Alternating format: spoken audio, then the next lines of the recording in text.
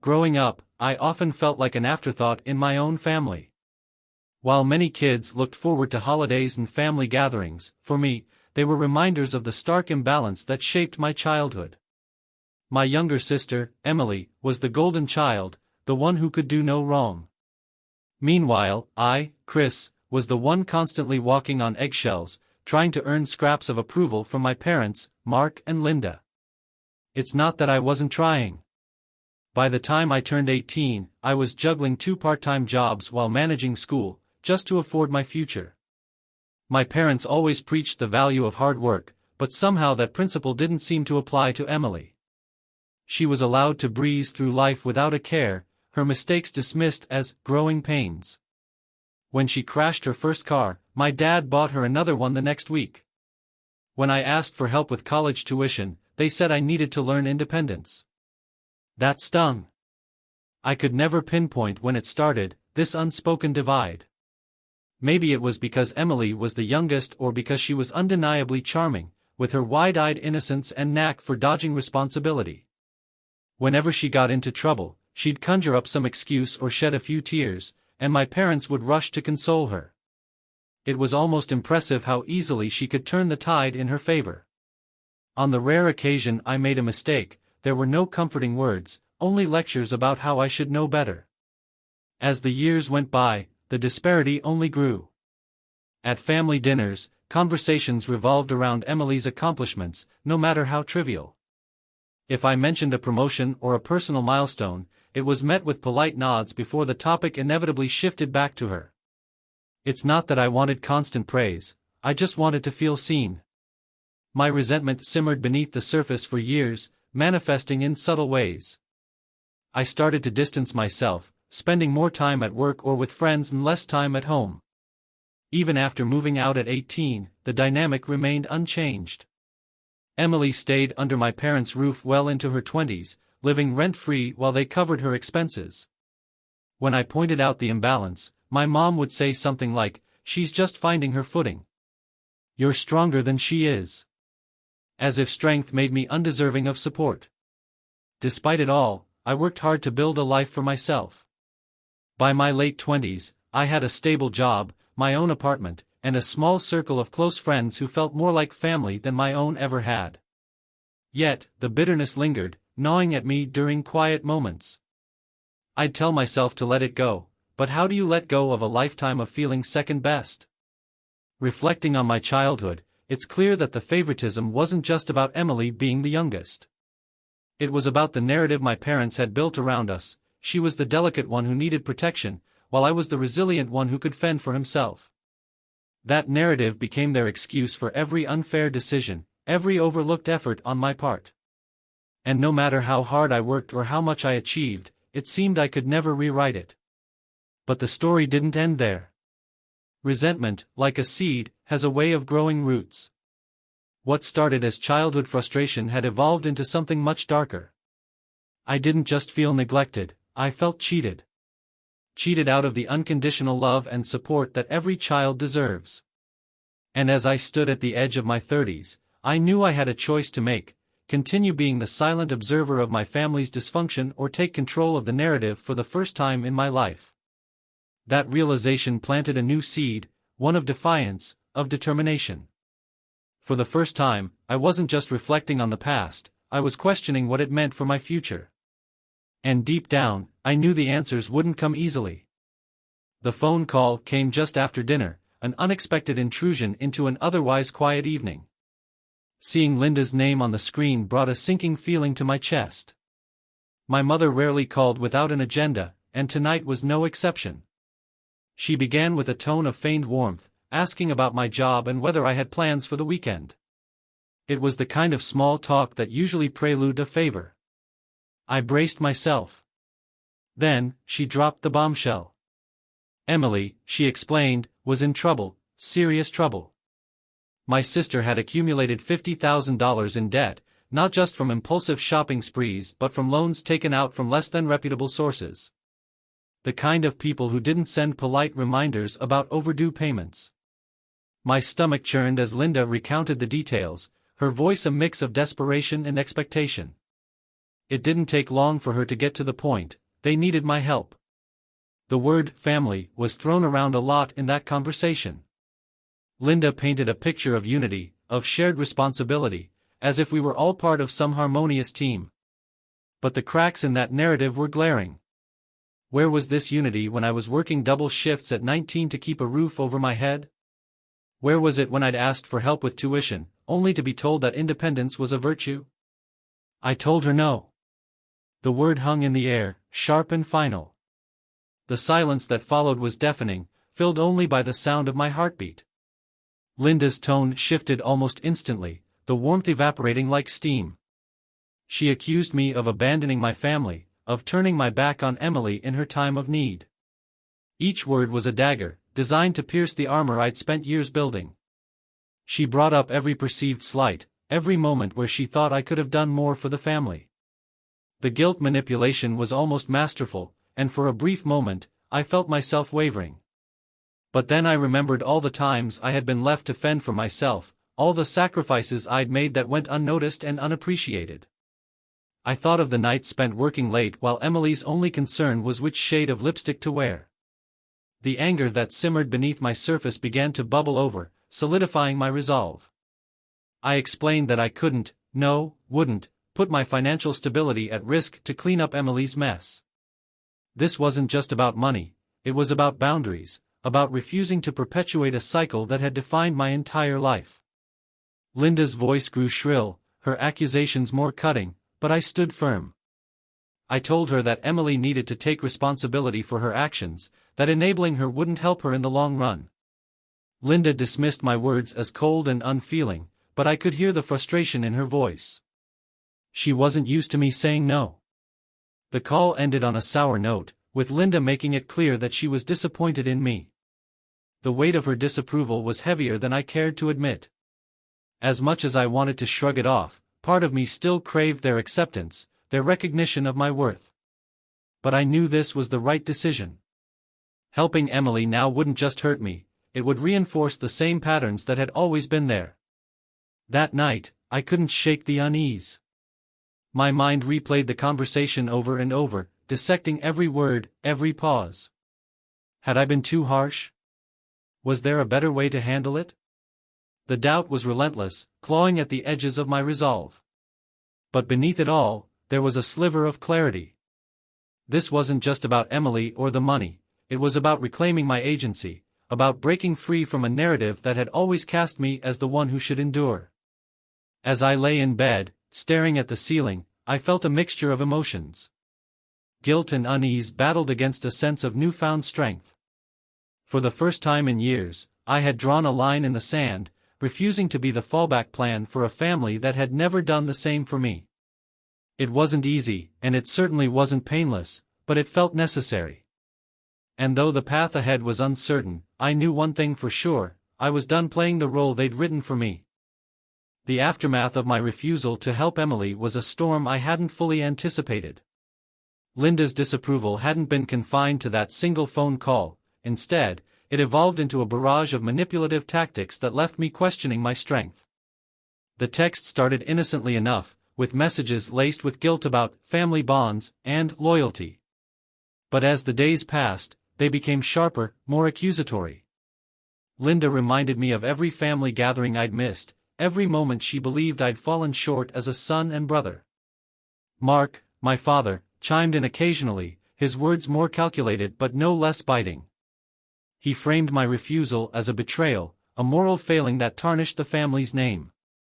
Emily, of course, played the victim flawlessly, sending messages that alternated between pleas for mercy and thinly veiled resentment. She painted a picture of desperation, claiming her life was unraveling because of my coldness. The weight of their collective pressure was suffocating. As if that weren't enough, Aunt Margaret soon entered the fray. She'd always been the family's self-appointed mediator, but her version of diplomacy skewed heavily in favor of my parents' narrative.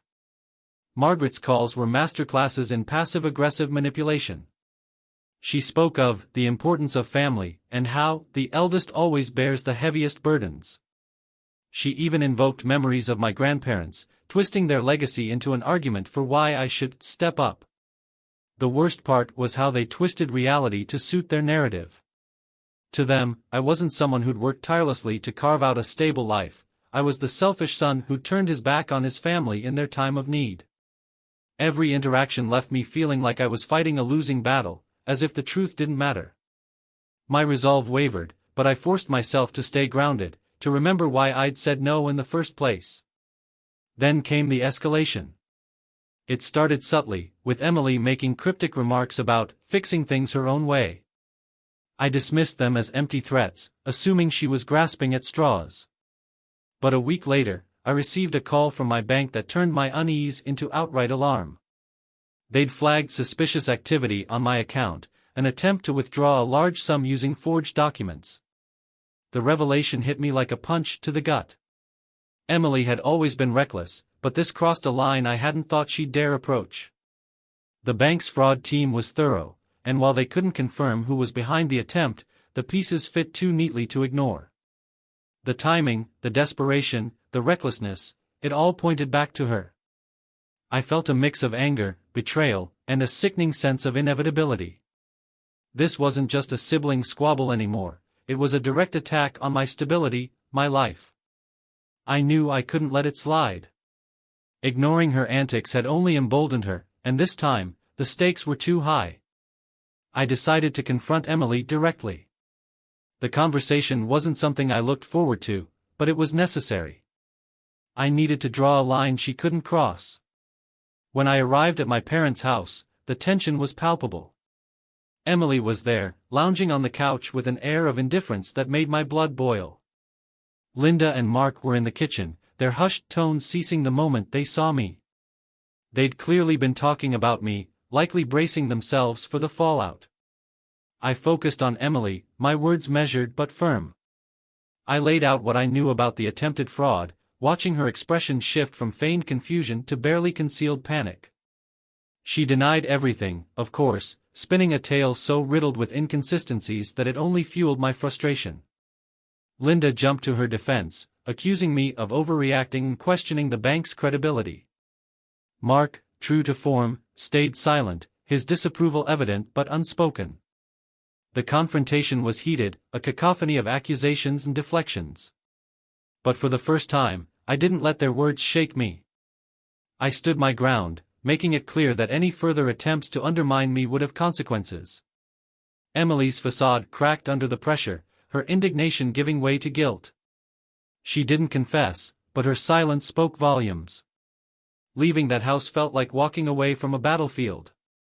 The air was heavy with unresolved tension, but I felt a small measure of relief. I'd taken a stand, refused to be the scapegoat for their dysfunction. Yet, the unease lingered. This wasn't over, not by a long shot. Emily's actions had escalated to a level I hadn't anticipated, and I couldn't shake the feeling that she wasn't done yet. For now, though, I was determined to hold my ground, no matter what came next. The decision to confront Emily in her own space felt like the only way to ensure she couldn't hide behind our parents. When I arrived at her apartment, the signs of her recklessness were everywhere. The disorganized piles of unopened bills, shopping bags with tags still attached, and an air of neglect told a story Emily wouldn't admit out loud. She opened the door with an expression that teetered between guilt and defiance, as if she'd been expecting this visit but still resented it. I didn't waste time. The words came out sharper than I intended, fueled by weeks of anger and frustration. I laid it all out, the attempted fraud, the mounting evidence, the boundaries she'd crossed. For a moment, she tried to deny it, but her defenses crumbled quickly. She admitted it with a shrug, her casual tone cutting deeper than any argument could. Yes, she tried to access my accounts. Yes, she'd forged the documents. And no, she didn't regret it. Emily's justification was a masterclass in entitlement. She spoke of desperation, of feeling cornered by her debts, and, most shockingly, of parental encouragement. Linda and Mark had apparently assured her that I'd come through for her, painting me as the ever-reliable older brother who would swoop in to save the day. It wasn't just her actions that enraged me, it was the realization that my parents had actively enabled this betrayal, feeding her delusions and undermining me in the process. Her tone shifted as she tried to turn the tables. She accused me of being selfish, of abandoning the family, of failing to live up to the role I'd been assigned without my consent. Each word was a slap in the face, a reminder of the twisted narrative that had defined our family dynamics for as long as I could remember. My anger boiled over, and I snapped, the years of suppressed resentment pouring out in a torrent of words I couldn't take back. I reminded her of every instance where I'd been left to fend for myself, of the sacrifices I'd made while she was coddled and shielded from the consequences of her actions. I told her how it felt to be cast as the strong one, the responsible one, only for that strength to be weaponized against me. She tried to interrupt, but I didn't let her. For once, she would listen. The confrontation took a darker turn as I addressed our parents' role in all of this. Their favoritism, their excuses, their endless justifications for her behavior, it all came to light. Emily's confidence faltered as I recounted the ways they'd undermined me, how they'd twisted every situation to her advantage. She looked away, the weight of my words finally sinking in, but it was too little, too late. I made it clear that this was the end. I couldn't continue to be a part of a dynamic that only drained me, that took without giving, that demanded loyalty without earning it. Emily's expression shifted from defiance to something resembling panic. She'd never seen me like this, never heard me speak with such finality. But I meant every word. Walking away from that confrontation was one of the hardest things I've ever done. The bonds of family, no matter how toxic, are not easily severed. But as I stepped out of her apartment and into the crisp evening air, I felt a weight lift off my shoulders. For the first time in years, I was putting myself first. The unease lingered, of course. The fallout from this confrontation was far from over. My parents would undoubtedly retaliate, their disapproval manifesting in new and creative ways. But I was prepared for it. This was a line I couldn't let them cross again. It was a stand not just against Emily, but against the entire narrative that had held me captive for so long. As I drove home, the silence in the car felt different. It wasn't the oppressive silence of guilt or doubt. It was the calm after a storm, the kind of silence that signals the start of something new. For the first time, I wasn't just reacting to the chaos around me, I was shaping my own path. And no matter what came next, I knew I wouldn't look back. The knock on my door wasn't a surprise, but the intensity of it felt like a prelude to war. When I opened it, Mark and Linda stood there, their expressions a mix of indignation and wounded pride. They didn't wait for an invitation, stepping into my space as if their presence alone could overwhelm me. Linda's dramatic sigh and Mark's furrowed brow set the tone for what was clearly going to be a confrontation. Linda wasted no time, launching into a tirade that painted me as the villain of the family. Her voice, dripping with exaggerated hurt, filled my living room as she accused me of abandoning my sister and tearing apart the fragile bonds of our family. Every word was carefully chosen to sting, to evoke guilt.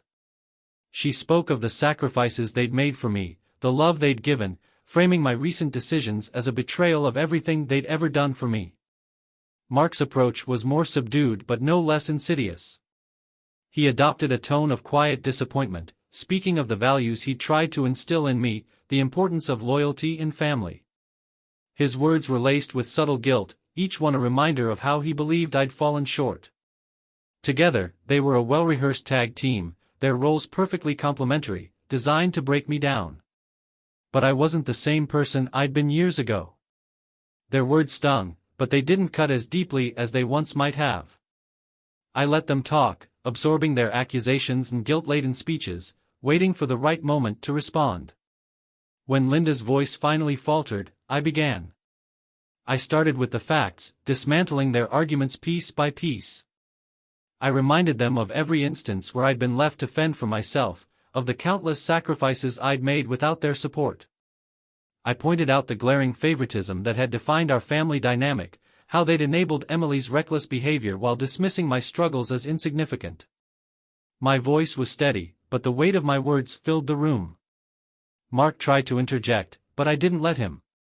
I laid bare the impact of their actions, the resentment and hurt they'd fostered through years of neglect and favoritism. I told them how their constant enabling of Emily had not only harmed me but also done her a disservice, allowing her to believe she could act without consequence. Linda's face twisted in anger, but I could see the flicker of recognition in her eyes. She knew, deep down, that I was right. When I brought up the recent attempt to access my bank accounts, Linda's anger flared. She denied knowing anything about it, but her defensiveness was telling. Mark's silence spoke volumes, his usual stoicism crumbling under the weight of the accusation. I pressed on, making it clear that this was the final straw, the line they'd crossed that couldn't be undone. Linda's dramatic accusations turned into veiled threats, her voice rising as she warned me about the consequences of cutting ties with family. She painted a bleak picture of isolation and regret, as if I would crumble without their approval. But her words lacked the power they once had. I stood firm, repeating what I'd already decided. I couldn't continue to be part of a dynamic that only drained me, that demanded loyalty without giving it in return. Mark, for all his quiet disapproval, finally spoke up. His voice was tinged with regret, but he didn't argue. Instead, he asked if this was truly what I wanted, if I could live with the decision I was making. His question lingered in the air, heavy with unspoken consequences. I answered without hesitation. Yes, I could. For the first time, I was choosing myself. The silence that followed was deafening. Linda, realizing she couldn't sway me, made a dramatic exit, her parting words a mix of anger and sorrow. Mark followed her, his steps slower, his expression a mix of frustration, something that almost looked like understanding. As the door closed behind them, I felt a surge of conflicting emotions, relief, sadness, and a newfound sense of freedom. This was a turning point, a moment where I'd finally broken free from the narrative that had defined my life for so long. The ties weren't completely severed, not yet, but the distance between us had grown immeasurably. And for the first time, I felt at peace with that. The fallout would come, but I was ready for it. Whatever happened next, I knew I'd face it on my own terms. In the days following my parents' unannounced visit, I knew what needed to be done. The cycle of manipulation and guilt-tripping had reached its breaking point, and there was no turning back. The first step was clear, cutting off all contact. I blocked Linda, Mark, and Emily across every platform. Their phone numbers, social media accounts, even email addresses, gone. It was a cold, definitive move, but it felt like shedding chains I'd worn for far too long. My next move was more calculated. I consulted a lawyer, laying out the full scope of what had happened, the family dynamics, the attempted fraud, and the persistent harassment. The lawyer was empathetic but firm, emphasizing the importance of protecting my boundaries. Together, we drafted cease and desist letters, each one a stark reminder that their behavior was no longer welcome in my life. Sending those letters felt like reclaiming a piece of myself, a declaration that their control over me had ended. In the weeks that followed, the silence was jarring but liberating. My phone, once a source of constant anxiety, was now a quiet companion. For the first time in years, I felt like I could breathe. The weight of their expectations, their disappointment, their relentless neediness, all of it was gone. In its place was a sense of peace I hadn't known I was capable of feeling. Emily, of course, continued her downward spiral. Mutual acquaintances occasionally mentioned her, her mounting debts, her strained relationships, her endless search for someone to bail her out. It was tragic, but I couldn't let myself get pulled back into her chaos. She'd made her choices, and I'd made mine. For the first time, I felt no guilt about prioritizing my well-being over her endless crises. The year that followed was transformative. Without the constant drain of my family's demands, I found the energy to focus on myself. I started therapy, delving into the patterns that had defined my life and learning how to break free from them. I reconnected with friends I'd lost touch with, building a support system that felt genuine and reciprocal. They became my chosen family, offering the kind of unconditional acceptance I'd never experienced with my parents or sister. Then, something unexpected happened. About a year after cutting ties, I met someone who changed everything. Her name was Claire, and she walked into my life with a warmth and kindness that disarmed me completely. Our connection was immediate, but it wasn't rushed. For the first time, I felt like I was building something real, something grounded in mutual respect and understanding. Claire didn't just accept my past, she helped me see how it had shaped me into the person I'd become. Being with Claire was a revelation. She showed me that love didn't have to come with conditions or strings attached. With her, I felt truly seen and valued, not for what I could provide but for who I was. It was a stark contrast to the relationships I'd known before, and it solidified my resolve to never let toxicity back into my life. As I reflect on the journey that brought me here, the lessons are clear. Walking away from toxic relationships is never easy, but it's often necessary. The fear of loneliness, of guilt, of what-ifs, those are the chains that keep us bound to situations that harm us. But breaking free is worth it. The peace, the freedom, the ability to build a life on your own terms, those are things no one can take away once you've claimed them. For anyone reading this, anyone struggling with similar dynamics, know that it's okay to prioritize yourself. It's okay to say no, to set boundaries, to walk away. The world doesn't end when you choose yourself. In fact, it opens up in ways you never imagined. And sometimes, in that newfound freedom, you find exactly what you've been searching for all along.